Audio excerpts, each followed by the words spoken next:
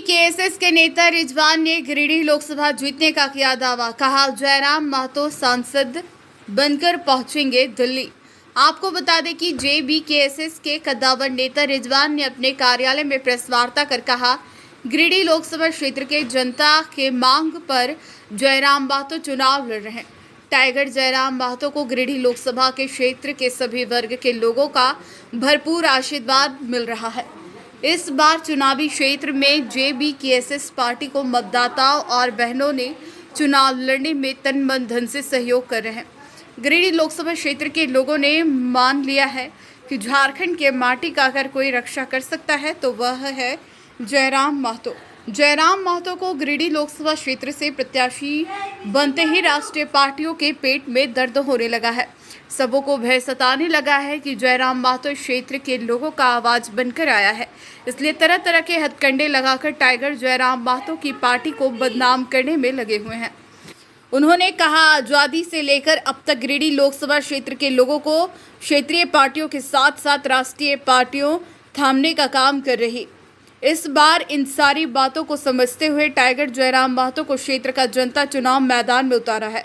रिजवान ने कहा, इस बार गिरिडीह की जनता झारखंड सहित झारखंड मुक्ति मोर्चा सहित राष्ट्रीय में और खास करके गिरिडीह संसदीय क्षेत्र जिस संसदीय क्षेत्र से आदरणीय टाइगर जयराम महतो जी चुनाव लड़ रहे हैं, हम इस बात को कहने में बिल्कुल झिझक नहीं करेंगे कि हमारे जितने भी मुस्लिम वर्ग के लोग हैं वो बिल्कुल हमारे साथ में है, जेबीकेएसएस के साथ में है और जयराम महतो जी को विजय का जो सेहरा है उसे पहनाने की पुरजोर तैयारी में लगे हैं। आपकी पार्टी की चुनावी मुद्दा क्या है? बिल्कुल, हमने शुरू में कहा था कि हमारा अभी आप देख लें कि अभी हमारे पास दो चार मुद्दे आए थे। हमने कहा था कि ज़मीन का मुद्दा हमारा सर्वप्रथम, हमने ज़मीन के मुद्दों पर बात किया है और इस पर बहस भी हमारी हुई है। राज्य सरकार का मामला हो, राज्य सरकार से लड़ने की बारी हो या फिर स्थानीय जनप्रतिनिधियों से लड़ने की बारी हो, मुद्दों के साथ में तो हम लोग मुखर होकर और बिल्कुल प्रखरता के साथ में हम लोगों ने ज़मीन पर बात किया है, अपने कोयले पर बात किया है, पलायन पर बात किया है, महिलाओं पर बात किया है, बेरोजगारी पर बात किया है। इन्हीं मुद्दों के साथ में हम लोग चुनाव पर हैं, चुनाव के रण क्षेत्र में हैं। क्या है आपके ज्वलंत विषयों को लेकर आगे आए हैं तो ये हमारा अपराध नहीं है। अपराध ही की श्रेणी में तो शायद आप आते हैं कि जब तक आपको झारखंड के लोगों ने और खासकर जिन 14 लोकसभाओं में आपको जनता ने चुनकर भेजा है, आज जनता के मुद्दों से आप बिल्कुल अपने आप को अंधकार में डालने का प्रयास कर रहे हैं, अपने आँख को बंद कर लेते हैं, तो अपराधी की श्रेणी में आपको आना चाहिए। अरे हम लोग तो विषयों के साथ में हम लोगों का उपज हुआ, हम लोग विषयों के साथ में आए हैं। हम लोग जब हम लोगों का दर्द बहुत बढ़ गया तो हम लोगों को नियति ने भेजा है। अब दर्द नहीं होना चाहिए, पेट में दर्द राजनेताओं को नहीं होना चाहिए। गिरिडीह लोकसभा क्षेत्र के जनमानस ने हम लोगों को आशीर्वाद देने का और आशीर्वाद बिल्कुल झोलियाँ भर के देने का मन बनाया है, इसीलिए हम लोगों को फिक्र नहीं है। हम लोगों के पास खोने को कुछ नहीं है, पाने को पूरी दुनिया पड़ी है। सांसद और विधायक रह चुके हैं, दूसरे सांसद बनने वाले हैं, मंत्री भी रह चुके हैं वो आपका मथुरा प्रसाद महतो, और आपकी पार्टी अभी कदम रखने जा रही है। क्या लग रहा है आपको?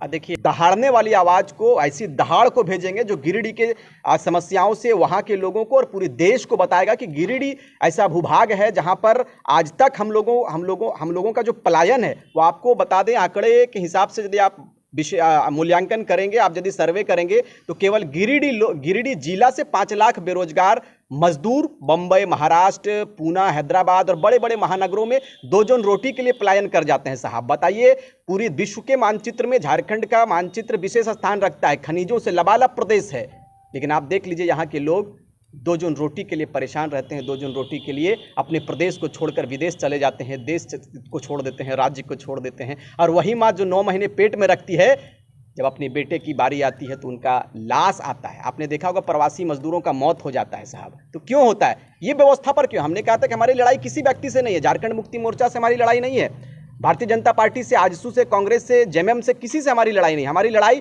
व्यवस्था से है, सिस्टम से है। आपने सिस्टम आज तक बेहतर नहीं किया है, आपने व्यवस्था पर बात नहीं किया, व्यवस्था परिवर्तन की हम लोगों ने जब बात किया तो आपके पेट में दर्द होने लगा। यही व्यवस्था को यदि आप सुंदर बना कर रखे होते तो शायद हम लोग इस पर आवाज़ नहीं उठाते, हमारी लड़ाई समाप्त हो जाती। लेकिन आपने लगाने की बात कर रहे हैं, ये तो अब जनमानस बताएंगे, हैट्रिक वो लगाएंगे कि 0 पर आउट हो जाएंगे, ये समय की बात है, समय बताएगा। और हम विशेष आलोचना, चूँकि हम लोग आलोचना पर बात नहीं कर, हम लोगों का सौभाग्य ये नहीं रहा, हम लोगों का आदत ये नहीं रहा है कि हम लोग किसी का आलोचना करें, किसी पर टीका टिप्पणी करें, लेकिन हम लोग के साथ में, हम लोगों के साथ में 2 वर्षों से झारखंड के जनमानस, गिरिडीह के जनमानस पूरे आशीर्वाद के साथ में अपनी पैसे को लगाकर हम लोगों को सदन भेजने की तैयारी, दिल्ली भेजने की तैयारी में लगे हैं। और बिल्कुल जून में आपको पता चलेगा, शायद 4 जून को रिजल्ट है, 4 जून को आप देखेंगे कि कितना आशीर्वाद हम लोगों को मिला है। बिल्कुल सारे जो लोग आस लगा कर बैठे हैं, उनके आस को हम लोग तोड़ने का काम करेंगे। आपकी पार्टी ना, उनके पास तो अब कोई प्रोपेगेंडा रचने का, कोई तो